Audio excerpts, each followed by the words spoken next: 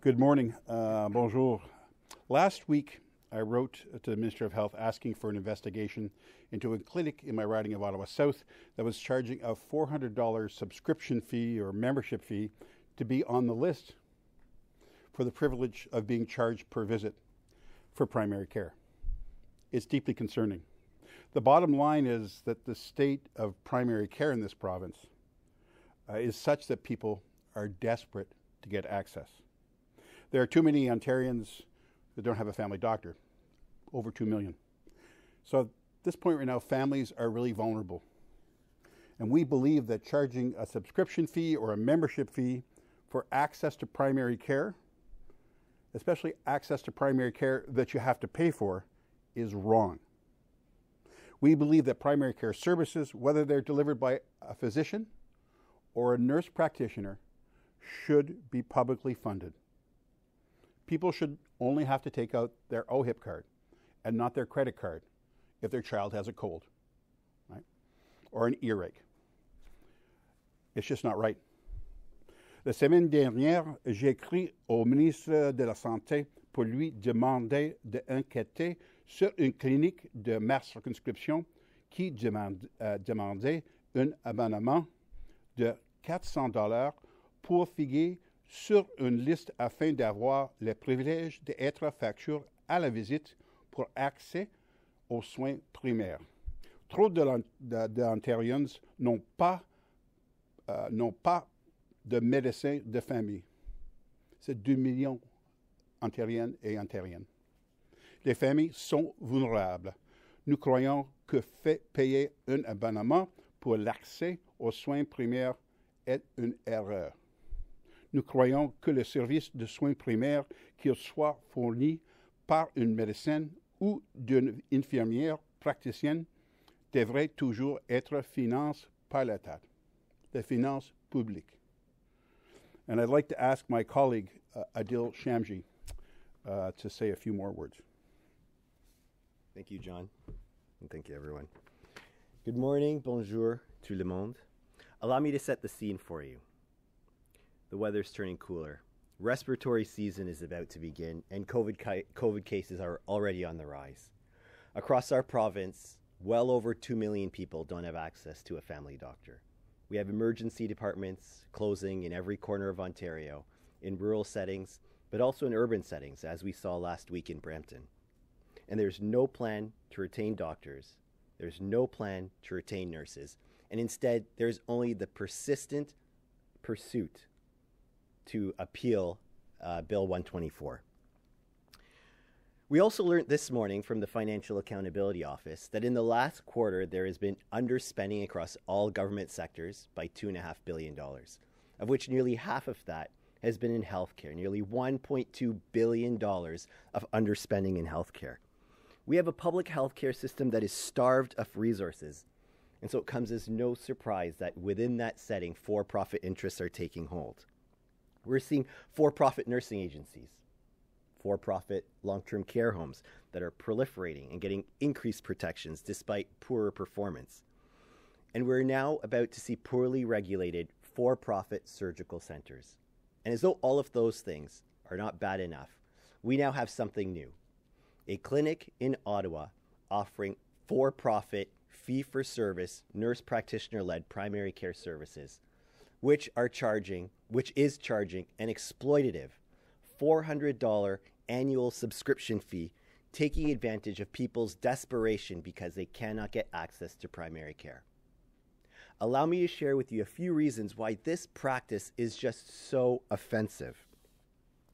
It's unethical that market economics should prevail over who gets access to primary care, and that a $400 annual subscription fee should determine who, from a waiting list of 10,000 people, get to see a nurse practitioner or a doctor. You know, it's one thing for the laws of supply and demand to determine who gets access and who can purchase a handbag. Another thing altogether for the laws of supply and demand to determine who gets access to health care. It also shouldn't matter where you get your primary care from, whether it's from a family doctor or a nurse practitioner. These are medically necessary services and deserve to be covered under OHIP, and under the current system, they are not. Finally, I want to point out that this government is always and consistently behind the eight ball. In every example of for-profit healthcare under Doug Ford, he has consistently missed the mark and failed to take action to protect patients. We've already seen it. He failed to take action with for-profit long-term care, failed to take action with for-profit virtual care, failing on surgical centers, and now he's failing with primary care. He has more than enough time to help his friends make $8.3 billion in land deals, but he doesn't have time to protect the people and patients of Ontario. And so today, we are putting Doug Ford on notice. When it comes to healthcare, money should never be the motive. When it comes to accessing healthcare, the only thing that should matter is patient health, and never private wealth. We're asking for three things in particular. Number one, this government needs to end this practice of subscription fees in primary care. Number two, this government needs to fully fund primary care, whether it is delivered by a family doctor or a nurse practitioner. And number three, we expect this government to defend the Canada Health Act and the Commitment to the Future of Medicare Act, both in terms of the letter of the law and its spirit. With that, I'm happy to take your questions. I guess I'm going to start with the last bit. You talked about the Canada Health Act and the Protecting the Future of Medicare, the provincial law. Is it time to update either of those laws to make what's happening here illegal? Because it isn't illegal right now. I absolutely believe that there are a lot of loopholes in the legislation currently that are being exploited to turn a quick buck. We're certainly seeing that, for example, in for-profit virtual primary care. We're seeing it in other areas, certainly with these subscription fees, because nurse practitioner services are technically considered to be non-OHIP funded. There are a lot of loopholes, and that's why when I talk about defending the Canada Health Act and the Commitment to the Future of Medicare Act, I don't just talk about the letter of the law. I talk about the spirit. The Canada Health Act says that healthcare is supposed to be comprehensive, universal, portable, publicly administered, and it's supposed to be accessible. And currently the rules are not allowing those five principles to be respected. John, go ahead. There. So it's about actually those activities in primary care being funded. That closes the loophole. The government moved with what I would describe as lightning speed to allow pharmacists to bill under OHIP for prescribing. Well, nurse practitioners don't have that same right, except they actually have a larger scope and they can be more helpful in this situation. So it's not as much about closing a loophole, and there are loopholes to close. It's actually taking action to keep up with the changes in healthcare. We have far more nurse practitioners than we did 15 years ago. And right now, they're underutilized, vastly underutilized, because the government has not moved quickly enough for nurse practitioner-led clinics, and to make them accessible and available to Ontarians in the publicly funded healthcare system, to complement the work that others are doing in that field. So the loopholes are created by the inertia of the government to actually change how they pay for services and who delivers those services.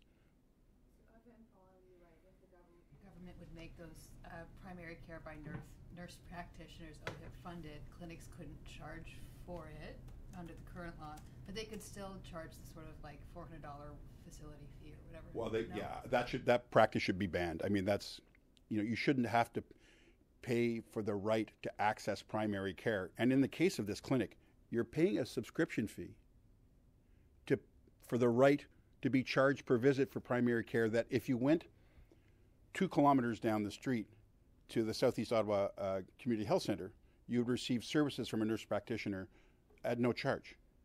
It doesn't make sense. The government's inertia, like the government should have learned from COVID how swiftly you can move when you have to change things.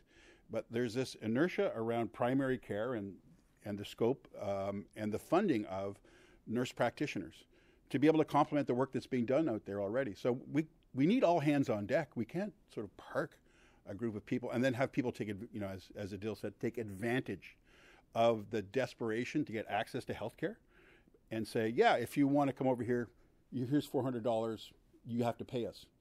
And families are willing to do that. Not every family can do that. It's expensive. I mean, Doug Ford always says you'll never have to use your credit card, but that's not the case. But isn't this one bad actor in Ottawa? We haven't heard any other cases of this. I know you can talk a little bit about.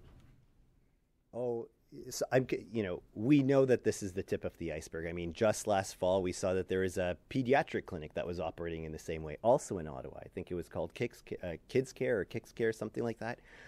There are other examples of this already happening, and these are just the ones that we know about. For as long as the loopholes that permit them to exist continue, we will see more of these crop up. It's critically important that we take an all-hands-on-deck approach. Every nurse practitioner, every family doctor, and as we've learned, even every pharmacist that is available to help within our universal, publicly funded healthcare system needs to be supporting that universal public healthcare system. Get away on this. The Toronto Paramedics Union sounding the alarm. Apparently, the city had no ambulances available to handle a large backlog of calls this Monday, prompting what they call a code red alert. It saddens me to acknowledge that this isn't really news. This has been happening for years under the Ford government, accelerating during the pandemic. But as we're seeing a worsening shortage of healthcare workers, as we're seeing emergency department wait times increasing, as we are seeing a persistent disrespect of our paramedics, respiratory therapists, all of our healthcare professionals, it's getting more difficult to have the resources in place. Initially, it was just, in community settings. Now we're seeing it in acute care settings. Then we started seeing it in emergency departments. And now we're seeing it in community-based critical care like paramedics. Is paramedic shortage, is that a new thing? Has this happened? No, it's happened under other governments, right? It's particularly acute right now. It's something that has been a concern for a long time. Where they call it, I think, Code White in Ottawa, where and there's things that governments have done in the past to ambulance offload, so paramedics aren't stuck in the emergency room. That ambulance can get freed. But we're at a situation. It's happened in Ottawa. There are some challenges in Ottawa. This is the first time I've heard of it happening in Toronto. It is concerning because if you have an urgent call and there's not somebody available, that's a bad thing, right? So. How do you fix that then? Is it just we need more ambulances, or we need more money throwing at that system? Well, more paramedics, more ambulances are one thing. Reducing the offload time, and Adil would know about that. So if you bring in, you have a responsibility for that patient that you bring there, and you'll have to wait until you can transfer that care. Now there are programs where nurses and other healthcare professionals will transfer that care more immediately, so their paramedic can get back out on the road. So it's more than just more. It's actually managing the workload in a better way. It's also the way that we're not in the same system all the way across Ontario for dispatching. I'm going into the weeds here. And so some cities like Toronto have, I think, a more effective dispatching system that's called AMPDS. In Ottawa, for instance, we're still working on another older system that doesn't allow you to triage the calls in a way where you get to the most important ones first. You reduce your lights and sirens, So it's fixing it is more than just more. It's working better and working smarter and using people to their full scope. I don't know if I think that's helpful. Yeah. Just really briefly, I can break it down to paramedic factors and non-paramedic factors. When it comes to paramedic factors, I'm thinking about the mental health challenges for them and other healthcare workers coming out of the pandemic. I'm thinking about burnout issues, which are prevalent, particularly within paramedics. There are also pay issues. Now, depending on which paramedic union it is, some have been impacted by Bill 124, others have not. Universally, they have all felt disrespected and been demoralized by the way in which the Ford government has treated them. And so those are paramedic factors that need to be treated, in addition to the fact that we just need more paramedics, not just recruiting more, but retaining the ones that we have. And then there are broader healthcare system factors that are impacting offload times, and the number of ambulances that are actually on the road. And so, as John was saying, there are massive issues with offload delays because emergency departments don't have the nurses and the proper staffing in order to ensure that when an ambulance comes in with the paramedic crew, that patient can immediately have their care assumed by the triage team in the department. You heard back from the healthcare minister about this clinic? Yeah, no, I did hear back that they are investigating. I did receive a letter back from the minister yesterday, which I was pleased to hear. I think it's very clear, though. I know that there's going to be a complaint to the College of Physicians and Surgeons because apparently there was 2 doctors who were on the clinic's website who had no idea that they were on it. So there's lots of questions about this specific situation, which is not good. The problem is the ability to charge a subscription fee exists in Ontario. And if one person is going to try to take advantage of that, others will. So you need to ban that practice, number one. Number two, nurse practitioners or primary care, whether it's delivered by a nurse practitioner or a physician, should be covered by the publicly funded OHIP system, full stop. And just respect the Canada Health Act, right? And realize that you have a role to play to ensure that basic primary care services, which is something that's mentioned in the Act, are funded in a way that keeps up with the changes in people's scope of practice and the kind of people who can help us, just like they have with pharmacists. Just to go back to the subscription fee issue, is that something that a Liberal government would ban, and would it be the Future of Medicare Act that you would use? I have to take a look at what the legislative tool is to do that, but yes, I think charging a subscription fee or a membership fee for the right to access services that are supposed to be provided to you as a member or as a citizen is wrong. And I think that any government, and it should happen right now with this government, if they believe that people should only have to use their OHIP card, that they should ban this practice and do it right now. So that would apply to those like executive healthcare clinics downtown, stuff like that. For the pediatricians who've been doing this, there's a fair number of these. That would apply to all of those. I don't think you can I don't think you can deliver a publicly funded healthcare in a clinic that's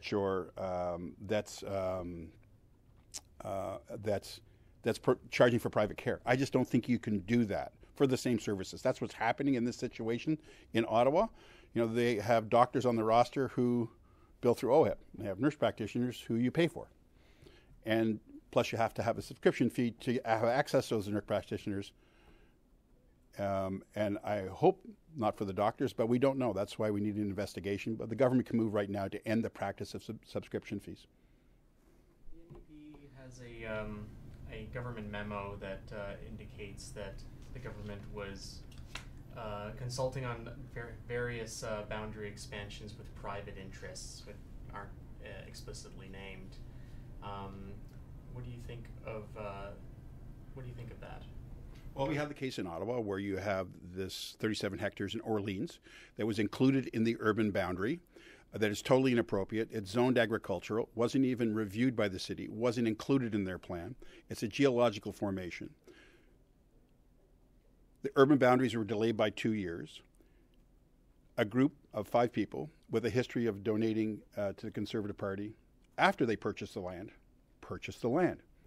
A year later, that land was magically inside the urban boundary. It doesn't make sense. It's like a sore thumb. So, no donation history, $30,000, $28,000 worth of donations that we can see, and all of a sudden, a piece of land that's totally inappropriate, wasn't asked for by the city for a whole bunch of reasons. It's all of a sudden inside the urban boundary. So I know the minister says they don't have to build on it. They don't have to services. Well, it's not that simple. The day they put that land in the urban boundary, it tripled in value. Right? This Doug Ford's $8.3 billion backroom deal isn't about building houses. It's all about land speculation and their friends. That's what it's about. And if you take a look at the value of those lands in the urban boundaries, whether it be Hamilton or Ottawa, or God knows where else, the value of that land doubled or tripled or quadrupled in value once the government made that decision. And that's wrong. And that's why this is not going to go away. It's much more than just the Greenbelt. It's MZOs, urban boundaries. On Mr.